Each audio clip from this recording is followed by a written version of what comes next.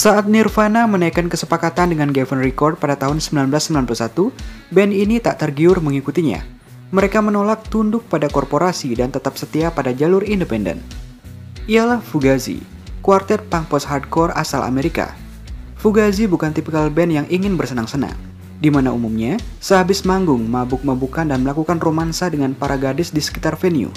Mereka jauh dari citra destruktif rock and roll seperti itu. Malahan, mereka sangat peduli terhadap penonton dan lingkungan di sekitarnya. Contohnya, untuk setiap gig yang menjadikan mereka sebagai headliner, mereka berusaha untuk tidak pernah mematok harga tiket acaranya lebih dari $5. Hal itu dilakukan agar semua orang dari berbagai kalangan bisa menikmati pertunjukan musik mereka. Lalu, bagaimana sekelumit kisah tentang kuartet yang menjunjung tinggi integritas dalam bermusik ini? Yuk kita bahas.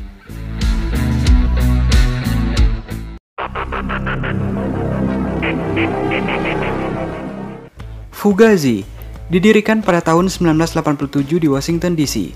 Anggotanya yakni Ian MacKaye pada vokal gitar, Guy Picciotto pada gitar, Joe Lally pada bass, dan Brendan Canty pada drum.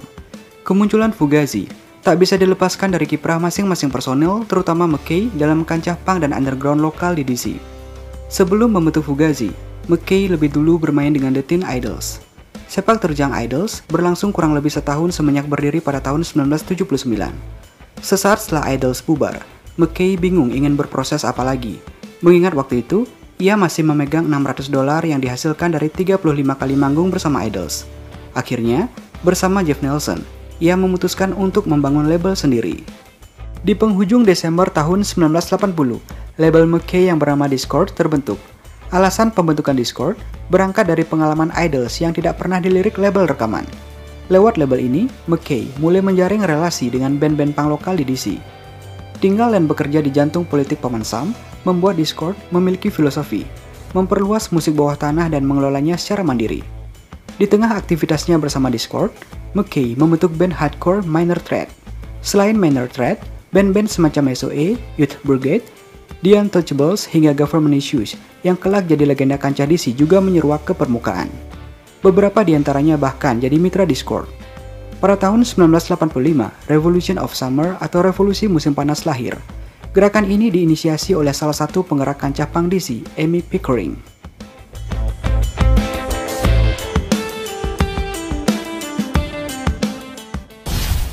Munculnya revolusi musim panas dilatar belakangi oleh maraknya kekerasan di panggung punk hingga sikap apatis terhadap kondisi sosial politik. Tanggal 21 Juni di tahun itu, anggota revolusi musim panas yang terdiri dari musisi dan seniman melangsungkan demo di depan kedutaan Afrika Selatan. Mereka menuntut apartheid dihapuskan. Kehadiran revolusi musim panas turut membuka keran kelahiran band-band baru seperti Reds of Spring, Embrace, Dignity, Soulside, Grey Matter, Joe Box, Shudder to Think, sampai Nation of Ulysses. Keadaan tersebut juga membawa MacKaye melakukan hal serupa dengan membentuk Fugazi pada tahun 1987, 4 tahun pasca bubarnya Minor Threat. Jonathan Cohen dalam The Rolling Stone Encyclopedia of Rock and Roll 2001 menjelaskan, MacKaye mendirikan Fugazi bersama mantan anggota Reds of Spring, Picciotto, dan Canty. Sementara Lally, si pemutar bass, yang sebelumnya bekerja sebagai roadie salah satu band Dischord, menyusul kemudian. Nama Fugazi diambil dari akronim era Perang Vietnam, medio tahun 1957 sampai 1975, yaitu Fuck Up, God Amuse, Zippin.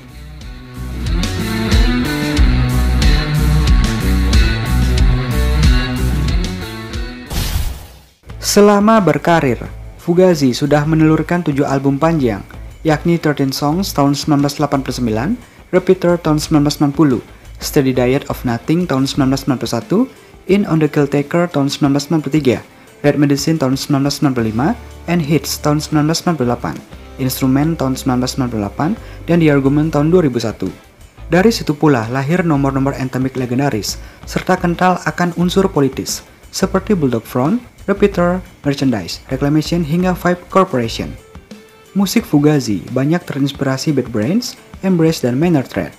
Mereka memegang musikalitas hardcore punk rock para pendahulu, namun memperlambat tempo dan menyertakan fondasi instrumental yang berbau reggae.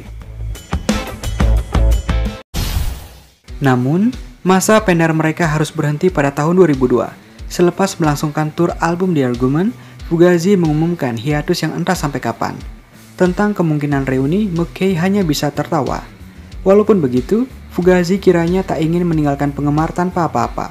Pada tahun 2011 silam, mereka merilis Fugazi Live Series, sebuah arsip audio dari 800 pertunjukan yang dipublikasikan melalui situs resmi mereka. Arsip ini merekam segala sesuatu yang terjadi di atas panggung, mulai dari suara serak McKay, sumpah serapah, sampai selebaran maupun tiket konser yang disediakan terpisah.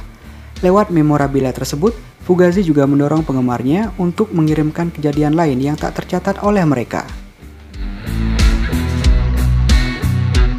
Selama karirnya, selain menolak label besar, Fugazi juga menolak media musik mainstream seperti MTV, Spin, hingga Rolling Stone. Bagi Fugazi, media musik mainstream hanya memanfaatkan popularitas mereka di kancah punk dan menjualnya ke massa sehingga dapat menghasilkan miliaran dolar bagi neraca keuangan perusahaan. Bagaimanapun juga, Fugazi betul-betul tak pernah tertarik menjadi bagian dari rock and roll. Tampilan mereka apa adanya, menghindari jepret juruwarta yang berlebihan, tak suka narkoba, alkohol, seks bebas, hingga lebih memilih bergerak dalam keheningan gigs-gigs bawah tanah. Berbeda dengan band-band punk hardcore pada umumnya, yang membebaskan penonton bergumul di lautan moshpit, Fugazi malah berusaha mengecilkan aksi itu.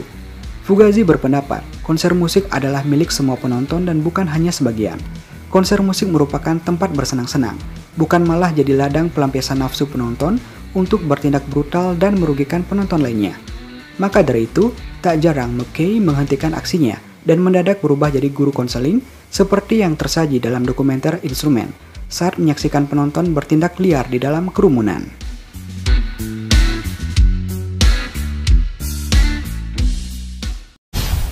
Di lain cerita, dalam wawancara dengan NME saat masih berumur 14 tahun, Dave Grohl mengaku pernah menulis surat kepada personel band Minor Threat dan Fugazi Ian McKay.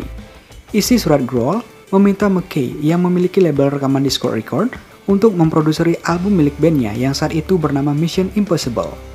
Hingga saat ini, impian Grohl belum terwujud, dan dalam wawancara tersebut, Grohl juga meminta secara langsung kepada McKay untuk dapat memproduksi album Foo Fighters.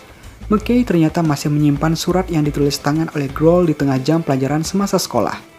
McKay sebenarnya lupa bila Grohl pernah menyuratinya, namun ia tidak sengaja menemukan surat tersebut saat sedang membersihkan loteng rumahnya. Ada-ada aja ya.